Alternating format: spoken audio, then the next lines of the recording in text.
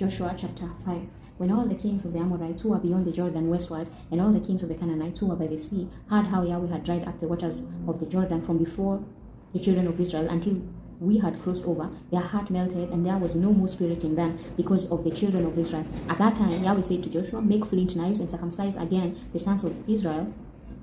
The second time, Joshua made himself flint knives and circumcised the sons of Israel at the heel of the foreskins. This is the reason Joshua circumcised them. All the people who came out of Egypt, who were males, even all the men of war, died in the wilderness along the way after they came out of Egypt. For all the people who came out were circumcised, but all the people who were born in the wilderness along the way as they came out of Egypt had not been circumcised. For the children of Israel walked 40 years in the wilderness until all the nation, even the men of war who came out of Egypt, were consumed because they didn't listen to Yahweh's voice. Yahweh swore to them that he wouldn't let them see the land which Yahweh swore to their fathers that he would give us, a land flowing with milk and honey. Their children, whom he raised up in their place, were circumcised by Joshua, for they were uncircumcised because they had not circumcised them on the way.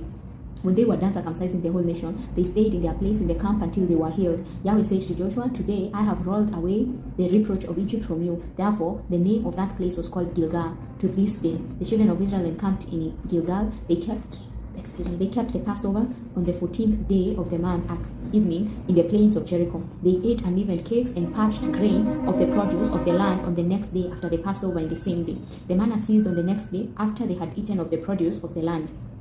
The children of Israel didn't have manna anymore, but they ate of the fruit of the land of Canaan that year. When Joshua was by Jericho, he lifted up his eyes and looked, and behold, a man stood in front of him with his sword drawn in his hand. Joshua went to him and said to him, are you for us or for our enemies? He said, no, but I have come now as commander of Yahweh's army. Joshua fell on his face to the earth and worshipped and asked him, what does my Lord say to his servant? The prince of Yahweh's army said to Joshua, take off your sandals, for the place on which you stand is holy. Joshua did so.